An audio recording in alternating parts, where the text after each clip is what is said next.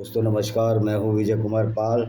मेरी 12 किताबें हैं जिसमें प्रमुख हैं lament of Sinjar, tears of Yazidi women जिसमें कि यजीदी वुमेन का बलात्कार मोहम्मद की शिक्षाओं पर चलकर अबू बकर अल बगदादी ने किया, और ये कुरान की आयतें पढ़ कर जिस तरह से यजीदी वुमेन जो कि औरतें ने और जो गैर मुस्लिम ख़वातीन हैं या महिलाएं हैं उनका बलात्कार अभी अबू बकर बगदादी द्वारा किया गया, और किसी भी इस्लामिक उम्मा ने उसका विरोध नहीं किया, क्योंकि गैर मुस्लिमों के साथ बलात्कार वैध है, यानी कि ये हलाल है। इस्लाम में इसको किया जा सकता है। इस पर तो बहुत वीडियो बनाए।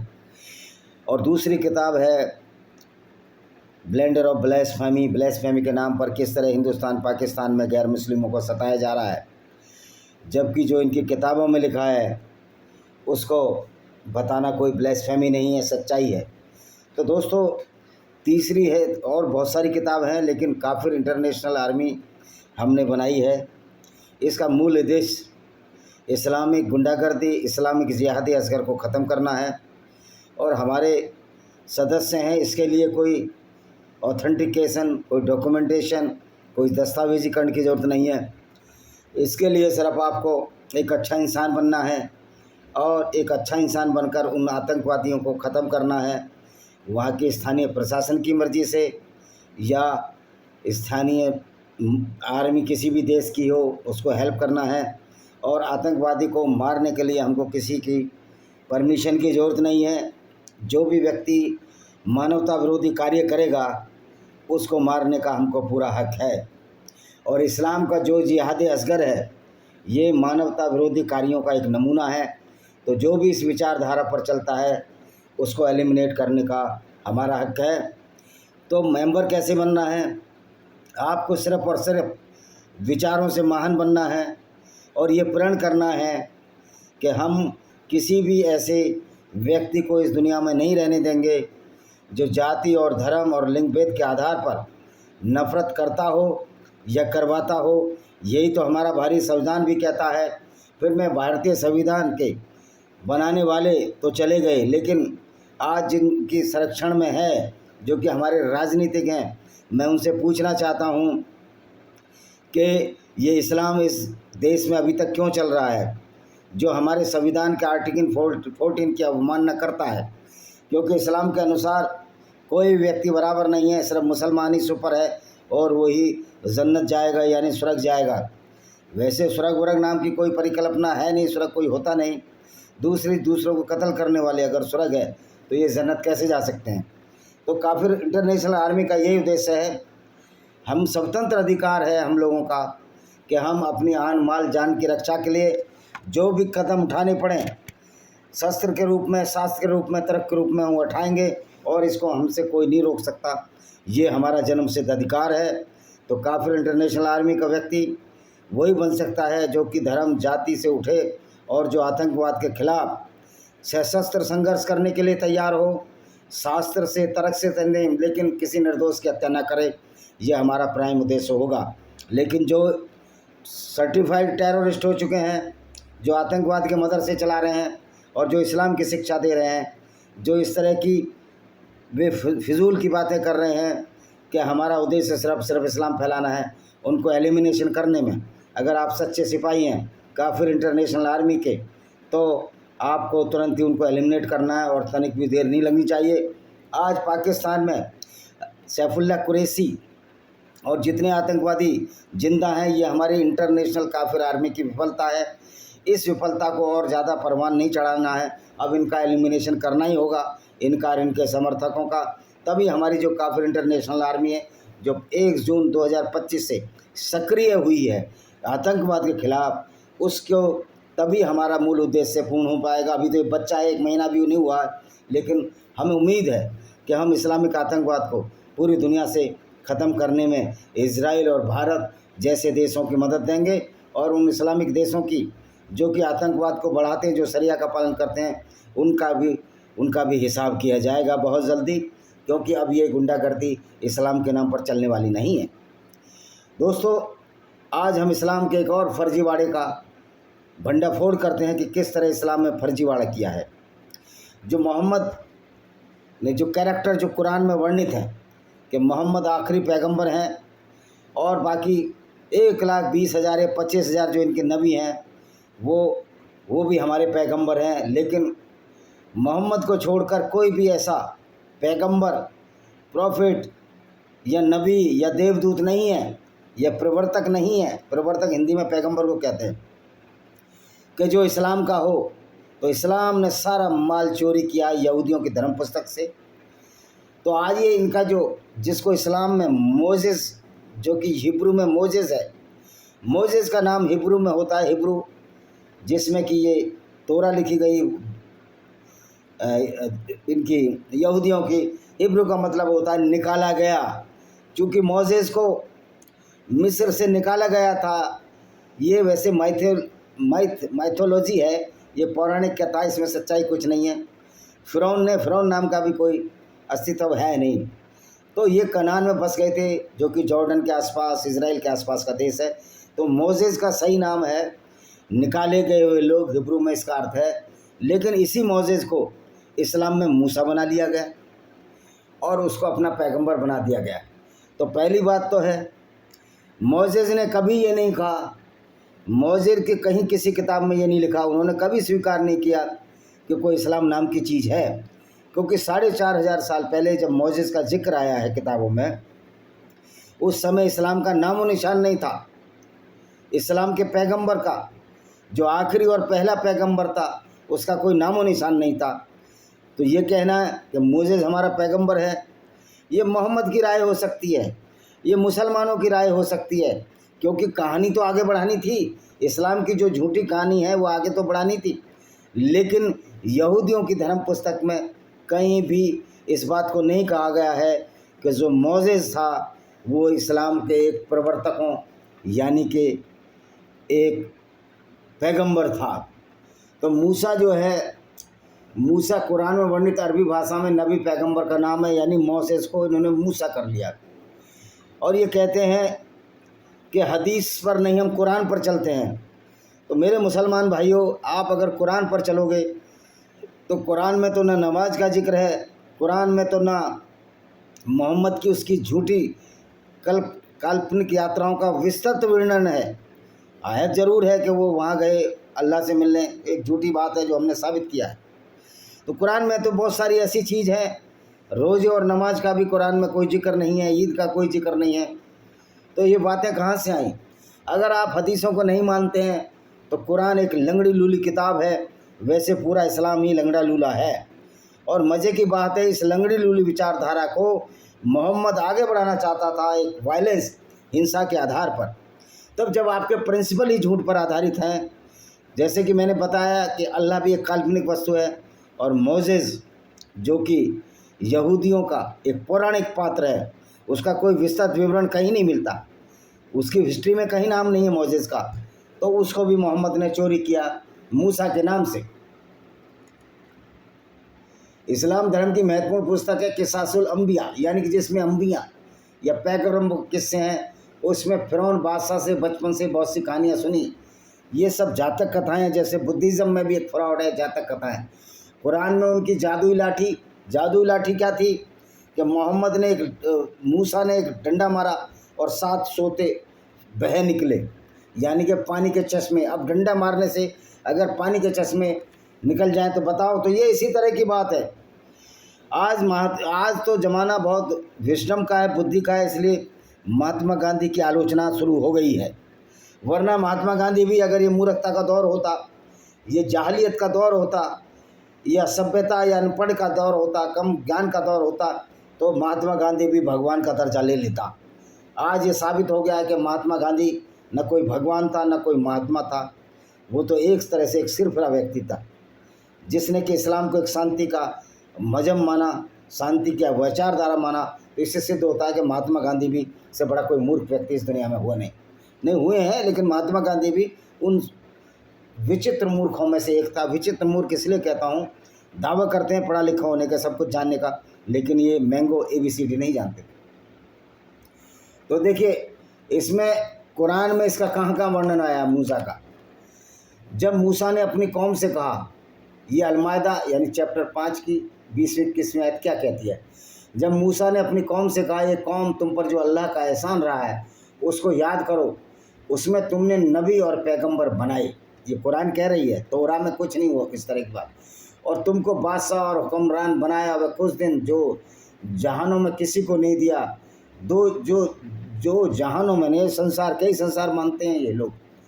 एक कौम उस मुकद्दस सरजमीन पर दाखिल हो जिसको अल्लाह ताला ने तुम पर फ़र्ज किया, और पीठ फेर करने बैठो, नतीजा न निकले तुम घाटा नुकसान कराने वाले हो। कह रहा हमको ज़बरदस्ती ज़मीन घेरनी है जिस पर इजराइल, इसलिए इजराइल पे मरते रहते हैं क्योंकि मूसा, इन्होंने ज़बरदस्ती मोसेस को मूसा बनाया और इजराइल को ये छीनना चाहते हैं जो इनके बाप के बस की भी नहीं है, क्योंकि जहाँ सारा ही इस्लाम फ्रॉड पर आधारित है तो कैसे छीन सकते हैं। और जब मूसा ने अपने भाई हारून से कहा, अब आरोन को इन्होंने हारून बना लिया। आरोन एक पात्र है जो कि यहूदियों की तरफ पुस्तक में है। तू मेरे पीछे मेरी कौम पर नायब रहना और उसकी इस्लाह का ख्याल रखना और फसाद पैदा करने वालों की राह पर नहीं चलना। चैप्टर 7 इसमें, जबकि सबसे ज़्यादा फसाद अगर पैदा करती है तो ये कुरान पैदा करती है।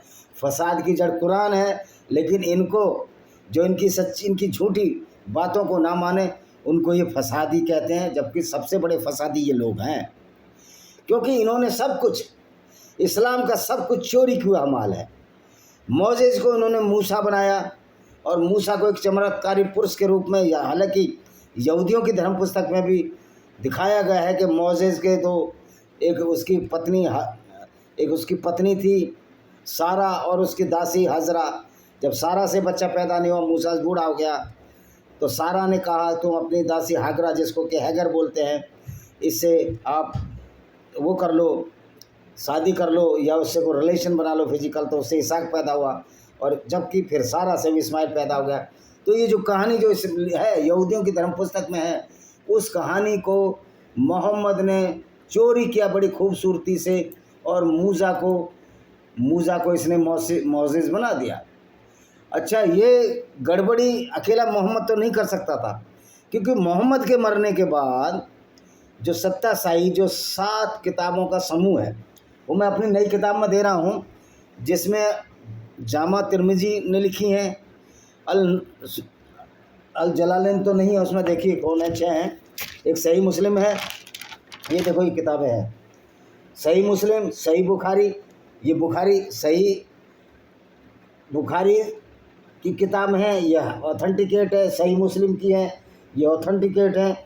फिर कुतुब अल सिता, सुनान अबू दाऊद, ये अबू दाऊद ने लिखी, ऑथेंटिकेट है। जामा तिरमिजी और सुनान अल नसाई, ये 6 किताबें हैं, जिसमें जामा तिरमिजी भी है, सुनान अल नसाई, एक किताब और है यार, ये सुनान अल नसाई हो गई। उसके बाद हो गई जामा अल तिरमी 3, सुनान अबू दाऊद 4, और सही मुस्लिम और सही बुखारी। ये 6 ऑथेंटिकेट हदीस हैं, जिसमें मोहम्मद की कहानियों को बड़ा चढ़ाकर तोड़ मरोड़ कर बताया गया है, क्योंकि जो कुरान को इसमें बेस बनाया गया है और जो मोहम्मद की झूठी बातों को उसमें बहुत ही उसका महिमा मंडन किया गया है, और इतना झूठ बोला गया है। इन हदीसों के आधार पर हम कह सकते हैं कि जो इस्लाम एक झूठ का पिटारा है। तो जो अब्बासीद खलीफा हुए, अब्बासीद खलीफा ये 750 में हुए थे, 750 से शुरू हुए करीब 1200, देखिए 750 से ये 1258 तक, 1258 तक ये खलीफा रहे। और अब्बासीद खलीफाओं के ज़माने में ये 6 के 6 पैदा हुए, जिन्होंने सुनान अल नसाई लिखी, जिन्होंने इब्न माजा तिरमिजी लिखी, जिन्होंने सही मुस्लिम बुखारी, जिन्होंने सही मुस्लिम और सही बुखारी अलग अलग चीज़ है, और जिन्होंने इस तरह 6 तिरमिजी हो गई, इब्न माजा, सुना अबू दाऊद, ये 6 लेखक थे जिन्होंने पूरा घालमेल किया। और मोहम्मद को आगे बढ़ाने के लिए अब्बासिद खलीफाओं ने इतना झूठ और मिलावट किया, तो जो मोसेस था, जो कि मूसा है, इस अरबियों का अरबीकरण कर दिया और उसको अपना पैगंबर मान दिया। तो ये फर्जीवाड़ा जितना भी हुआ है अब्बासीद के ज़माने में हुआ, जो कि अब्बासीद 750 में आए, तो ये देखिए 750 से लेके 1261 तक, पहले ये बगदाद में थे, फिर काहिरा चले गए। तो अब्बासिद खलीफा अब्बास के वंशज थे, जो मोहम्मद के साथियों या साथ ही मोहम्मद के चाचा और प्रारंभिक कुरान विद्वानों में से एक थे, जिसका नाम अब्बास था। इसलिए उनकी जड़ें निम्नलिखित पवित्र हासिब इब्न अब्द मनाफ और अदनान तक जाती हैं। अल अब्बास इबन अब्दुल मुतालिब इबन हासिम इबन अब्द मनाफ इबन कुसाई। तो ये इतिहास है अब्बासियों का। मोहम्मद के चाचा के लोगों ने जो वंशज चलाया उसको अब्बासिद किया, और मोहम्मद को एक पैगंबर साबित करने की कोशिश की, जो कहीं से भी पैगंबर नहीं था। क्योंकि जितने भी पैगंबर हैं, जो मोसेस है, मोसेस का कुरान में तो जिक्र है, लेकिन अगर मोसेस सही मायने में इस्लाम का प्रवर्तक था, पैगंबर था, तो यहूदियों की धर्म पुस्तक में इस बात का जिक्र होना चाहिए कि मैं इस्लाम का एक प्रवर्तक हूँ, इस्लाम का एक पैगंबर हूँ, और हमारे आखिरी पैगंबर मोहम्मद रसूलुल्लाह सल्लल्लाहु अलैहि वसल्लम होंगे। क्योंकि इनकी हदीस के अनुसार जब मोहम्मद ऊपर बुर्राक नाम के घोड़े पर, जो कभी हुआ ही नहीं था, अल्लाह से मिलने गया, तो मूसा ने कहा कि मोहम्मद सबसे ज़्यादा प्रिय है अल्लाह की नज़रों में। तो ये चीज़ तो यहूदियों की धर्म पुस्तक तोरा में भी आनी चाहिए थी कि मोहम्मद एक ऐसा पैगंबर होगा जो मेरे से ज़्यादा प्रिय होगा, लेकिन तोरा में इस बात का कोई जिक्र नहीं है। क्योंकि इस यहूदियों की धर्म पुस्तक तोरा ये बिल्कुल मानने को तैयार नहीं, ना कोई यहूदी मानने को तैयार है कि जो मोसेस था, जिसको मूसा बनाया इस्लाम ने, वो इस इस्लाम का पैगंबर था। तो ये झूठ और फ्रॉड अब्बासीद खलीफाओं के ज़माने में रचा गया, और जिसमें ये साबित करने की कोशिश की कि इस्लाम तो यहूदियों से भी पुराना धर्म है और शुरू से ही है। तो मैं पूछना चाहता हूँ भाई, कितने साल से है हमारा जो ज्ञान और विज्ञान, जो हम जैसे मनुष्य थे 2.5 लाख साल पहले आए। अगर मूसा 2.5 लाख साल से पहले हुआ था, या इस्लाम शुरू ही थे था, तो मैं पूछना चाहता हूँ, क्या मूसा की शक्ल तो ऐसी होनी चाहिए जैसे कि जो हमारे 4 मानव अभी जिंदा हैं, अपीज, जिन कपी मानव बोलते हैं, जिनको किपन, गोरिल्ला, औरंगेटान, चिंपैंजी, उस जैसा उनका रूप होना चाहिए था। क्योंकि 2.5 लाख वर्ष पूर्व से हम जैसा मानव आया, और उससे 2-2.5 लाख साल पूर्व कुछ ऐसा मानव आया जो मानव आकृति लेने लगा था। यानी 3-4 लाख वर्ष पूर्व का ये इतिहास है। लेकिन ये सृष्टि तो 4.5 अरब वर्ष पहले पृथ्वी का निर्माण हुआ, और मनुष्य तो 10-12 लाख साल से डेवलप हो रहा था। तो फिर मूसा का कैरेक्टर तो होना चाहिए था, वो कपी मानव जैसी शक्ल होनी चाहिए थी उसकी, लेकिन नहीं है, वो इंसानी शक्ल है।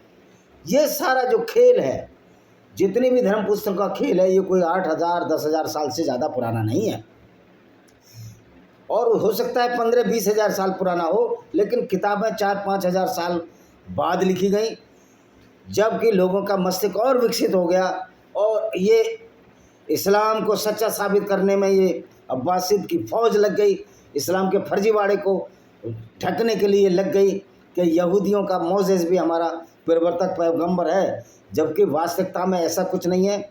अगर इस्लाम शुरू से, जब से दुनिया बनी है, तो इस्लाम का पहला पैगंबर, ये जिसको भी माने, मोसेस को मानते हैं, मूसा को मानते हैं, तो उसकी शक्ल बंदरों, कपी मानव जैसी होनी चाहिए थी। क्योंकि मानव का विकास जो कपी मानव हैं उनके नज़दीकी रिश्तेदार से हुआ है, मानवों से, कपी मानवों से नहीं हुआ, लेकिन उनके नज़दीकी रिश्तेदार जो बहुत बुद्धिमान थे, उनकी वजह से हम इस मानव रूप में बैठे हैं। और जो होमो सेपियंस है, जो आज का मानव है मेरे जैसा, वो 2 या 2.5 लाख वर्ष पूर्व इस पृथ्वी पर जन्मा था।